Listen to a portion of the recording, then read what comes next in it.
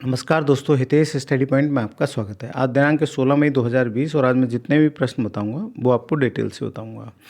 Question number 1 जो है वह आपके प्रोफेसर अनी सुजमा कौन है। 4 विकल्प आपके सामने हैं: लेखक, राजनेता, सामाजिक कार्यकर्ता और अभिनेता। तो इस प्रश्न का सही आंसर है लेखक। मतलब कि इसका विकल्प ए सही है कि प्रोफेसर अनी सुजमा जो हैं ये लेखक हैं। ये इसलिए चर्चा में रहे हैं कि इनको एक तो भारत सरकार ने 2014 में पद्म भूषण से सम्मानित किया था और 2005 ईस्वी में इन्हें मानद डी लिट की उपाधि से भी क्या किया गया था, सम्मानित किया गया था। मित्रों, अनी सुजमा जो हैं ये बांग्ला भाषा के लेखक रहे हैं और इन्होंने भाषा और साहित्य के क्षेत्र में काम किया है और लंबे समय तक इन्होंने भाषा और साहित्य के क्षेत्र में भारत और बांग्लादेश इन दोनों देशों के प्रति इन्होंने काम किया। इन्होंने बांग्लादेश के मुक्ति आंदोलन में भी भाग लिया। किन्होंने? प्रोफेसर अनी सुजमा ने। अनी सुजमा का जन्म जब भारत स्वतंत्र नहीं हुआ था तो 1937 में कोलकाता में हुआ। भारत विभाजन के फलस्वरूप ये 1947 में अपने माता पिता के साथ बांग्लादेश चले गए और ढाका रहने लगे और इनको भारत सरकार ने अपने पद्म भूषण 2014 में पद्म भूषण से सम्मानित किया। क्वेश्चन नंबर 2 जो है वह आपके कोविड-19 से मुक्त होने वाला यूरोप महाद्वीप का पहला देश कौन सा बना है। तो हाल ही में कोविड-19 से मुक्त होने वाला यूरोप महाद्वीप का पहला देश स्लोवानिया बना है। तो इस क्वेश्चन का विकल्प बी सही है कि स्लोवानिया जो है वो कोविड-19 से मुक्त होने वाला यूरोप महाद्वीप का पहला देश बना है। दूसरा ये है कि स्लोवानिया के national institute of public health, जैसा आप देख रहे हैं कि national institute of public health ने ये घोषणा की कि स्लोवानिया अब कोरोना मुक्त हो गया। स्लोवानिया में पिछले 2 हफ्तों में 35 मरीज कोरोना संक्रमित पाए गए, अर्थात स्लोवानिया में द रिप्रोडक्टिव नंबर अब 1 से भी कम है। मतलब वहाँ का आरओ जो दर है वो अब जो है 1 से क्या हो गया, कम हो गया। 1 से नीचे से आर का मतलब है कि एक संक्रमित व्यक्ति कम से कम एक ही व्यक्ति को संक्रमित कर सकता है, जबकि स्थितियां विकट हैं कि एक व्यक्ति 10 से 15 को संक्रमित कर रहा था, लेकिन स्लोवानिया में अब ये जो दर है वो एक व्यक्ति से एक व्यक्ति संक्रमित होने की रह गई है। इसलिए स्लोवानिया को अब जो है कोरोना मुक्त घोषित कर दिया गया है। किस संस्थान के वैज्ञानिक, क्वेश्चन नंबर 3 है कि किस संस्थान के वैज्ञानिक ने हाल ही में इंजेक्टेबल स्किल फेब्राइन बेस्ड हाइड्रोजेल विकसित किया है। कि भाई किस संस्थान के ऐसे वैज्ञानिक है भारत में जिन्होंने इंजेक्टेबल सिल्क फेब्रियन बेस्ड हाइड्रोजेल विकसित किया है। तो इसका सही आंसर है JNCASAR, मतलब कि इसका विकल्प नंबर डी सही है। JNCASAR से तात्पर्य है कि Jawaharlal Nehru centre for advance scientific research के वैज्ञानिकों ने हाल ही में मधुमेह रोगियों में इंसुलिन इंजेक्ट करने वाले फाइब्राइन हाइड्रोजेल विकसित किया है। जो डायबिटीज़ के जो पेशेंट होते हैं उन पेशेंटों में इंसुलिन इंजेक्ट करने के लिए फाइब्राइन हाइड्रोजेल जो है आधारित ये जो इंजेक्टेबल सिल्क है ये बनाया है। और आप जानते हैं कि आज भारत में डायबिटीज़ के पेशेंट 70 मिलियन से अधिक हैं और भारत डायबिटीज़ में विश्व में दूसरा स्थान रखता है। तो वहाँ जो आपके JNCASAR के जो वैज्ञानिक हैं उन्होंने इस तरह का जो है फाइब्रियन हाइड्रोजेल सिल्क बनाया है। अब ये एक स्वायत्त शासी संस्था है जिसने यह रिसर्च किया है। तो ये बड़ी ध्यान की बात है कि अब डायबिटीज़ को भी कंट्रोल करने के लिए भारत सरकार के जो वैज्ञानिक हैं और स्वायत्त शासी संस्थाएं वो नियमित तौर पर क्या कर रही हैं, कार्य कर रही हैं। क्वेश्चन नंबर 4 है कि समर्थ नामक ऐप का विकास किस मंत्रालय के द्वारा किया गया है। तो समर्थ नामक जो ऐप है इसका विकास मानव संसाधन विकास मंत्रालय ने किया है। तो इसका भी विकल्प डी सही है कि इस ऐप का विकास जो है मानव संसाधन विकास मंत्रालय ने किया है। इस ऐप को एंटरप्राइजेज रिसोर्स प्लानिंग के अंतर्गत बनाया गया है और ये IIT कुरुक्षेत्र ने विकसित किया है। जो हरियाणा का IIT कुरुक्षेत्र है, राष्ट्रीय प्रौद्योगिकी संस्थान कुरुक्षेत्र ने इसे क्या किया है, विकसित किया है।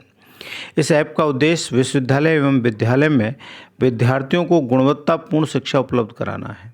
क्या जो विद्यालय हैं उनमें विद्यार्थियों को गुणवत्तापूर्ण शिक्षा उपलब्ध कराना है।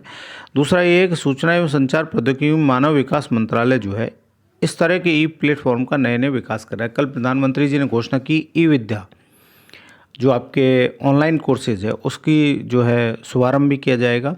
तो इसकी भी घोषणा की है और अब सरकार जो है शिक्षा के क्षेत्र में गुणवत्तापूर्ण सुधार करना चाहती है। यहाँ तक प्रत्येक क्लास के लिए अलग से चैनल भी सरकार अपनी ओर से बना रही है। इसके अलावा दीक्षा पोर्टल भी, वहाँ पे भी ऑनलाइन एजुकेशन स्टार्ट सरकार के द्वारा की है। समर्थ सभी विश्वविद्यालयों एवं उच्च शैक्षणिक संस्थानों में एक open standard, open source architecture, सुरक्षित, मापनीय एवं विकासवादी प्रक्रिया स्वचालन यंत्र प्रदान करेगा। तो इसलिए वहाँ पर जो शिक्षा का स्तर क्या होगा, सुधरेगा। यह विश्वविद्यालय उच्च शैक्षणिक संस्थानों में शिक्षकों, छात्रों एवं कर्मचारियों की आवश्यकताओं की भी क्या करता है, पूर्ति करता है। क्वेश्चन नंबर 5 है कि घड़ियाल IUCN के द्वारा जारी की गई किस लिस्ट में रखे गए हैं। तो हाल ही में जो घड़ियाल हैं IUCN के द्वारा जारी की गई क्रिटिकल एंडेंजर्ड स्थिति में इनको रखा गया है। किस लिस्ट में रखा गया है, क्रिटिकल एंडेंजर्ड की लिस्ट में इन्हें रखा गया है। हाल ही में घड़ियाल इसलिए चर्चा में रहे कि उत्तर प्रदेश सरकार ने घाघरा नदी में 40 घड़ियाल छोड़कर उसे संरक्षित किया है और चंबल नदी के बाद घाघरा दूसरी नदी बनी है जहां घड़ियाल संरक्षण का क्या किया जाएगा, कार्य किया जाएगा। आप जानते हैं कि घड़ियाल जो हैं वो स्वच्छ पानी में रहते हैं और घाघरा एक ऐसी नदी है कि उसका भी पानी कैसा है, स्वच्छ है। और भारत में अब चंबल नदी के बाद दूसरे बड़े स्तर पर घड़ियाल जो हैं वो आपके घाघरा नदी में मिलेंगे। और ये जो आपके घड़ियाल है ये IUCN की रेड लिस्ट में घड़ियाल क्रिटिकल एंडेंजर्ड की लिस्ट में क्या किया गया है, शामिल किया गया है। यह प्रजाति वन्य संरक्षण अधिनियम 1972 के अनुसूची 1 के तहत भी सूचीबद्ध है। भारत में घड़ियालों का एक बड़ा हिस्सा चंबल नदी में पाया जाता है। घाघरा नदी भारत की स्वच्छ नदियों में से एक है क्योंकि घड़ियाल स्वच्छ नदी के पानी का एक अच्छा संकेतक माना जाता है। तो इसका संरक्षण आपने भारत के लिए बहुत बड़ी सफलता की एक कुंजी के तौर पर देखा जा रहा है। पिछला जी बार मैंने आपसे जो प्रश्न पूछा था पिछले करंट अफेयर्स में 15 मई वाले में, तो वो पूछा था कौन सा वन्यजीव अभ्यारण्य ओडिशा राज्य में स्थित नहीं है। 4 विकल्प आपके सामने, भीतरकनिका वन्यजीव अभ्यारण्य, Similipal national park, Debrigarh national park और नंदा देवी नेशनल पार्क।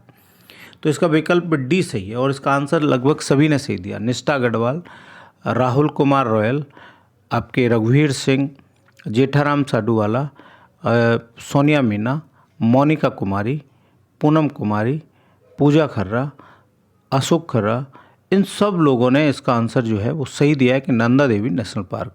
मतलब नंदा देवी जो नेशनल पार्क है ये उत्तराखंड राज्य में स्थित है और यह 630.33 वर्ग किलोमीटर में फैला हुआ है। यह राष्ट्रीय उद्यान नंदा देवी पर्वत शिखर के निकट स्थित है। तो ये इसका क्षेत्रफल है 630.33 वर्ग किलोमीटर। यह राष्ट्रीय उद्यान फूलों की घाटी राष्ट्रीय उद्यान के साथ 1988 ईस्वी में यूनेस्को ने विश्व धरोहर भी घोषित किया है। किसको? नंदा देवी को घोषित किया है। आज का जो आपसे प्रश्न है जिसका आंसर आप जो है कमेंट बॉक्स में लिखेंगे, वो ज़्यादा से ज़्यादा दें कमेंट बॉक्स में, तो वह है आपके जेड स्कैन विधि से हाल ही में किस मानवीय बीमारी की मॉनिटरिंग की जा सकती है। 4 विकल्प आपके सामने हैं, ब्लड प्रेशर, कैंसर, पार्किंसन और मधुमेह। ये बड़ा इंपॉर्टेंट क्वेश्चन है कि जेड स्कैन विधि से हाल ही में किस मानवीय बीमारी की मॉनिटरिंग की जा सकती है। इन चारों विकल्पों में से आपको आंसर देना है, ब्लड प्रेशर, कैंसर, पार्किंसन और मधुमेह। और ज़्यादा से ज़्यादा आंसर आपको कमेंट बॉक्स में लिखना है। और इन सब करंट अफेयर्स हैं, इनका PDF आपको टेलीग्राम पर मिल जाएगा। टेलीग्राम का जो चैनल है वह है हितेश स्टडी पॉइंट के नाम से, उसे ज़्यादा से ज़्यादा आप सब्सक्राइब करें, वहाँ से आपको महत्वपूर्ण सूचनाएं मिलती रहेंगी। अब मैं रीट 2012 के प्रश्न बहुत ही जल्दी डालने वाला हूँ। रीट 2017 के प्रश्न मैंने आपको डाल दिए, रीट 2015 के क्वेश्चन आपको डाल दिए, अब रीट 2012 के।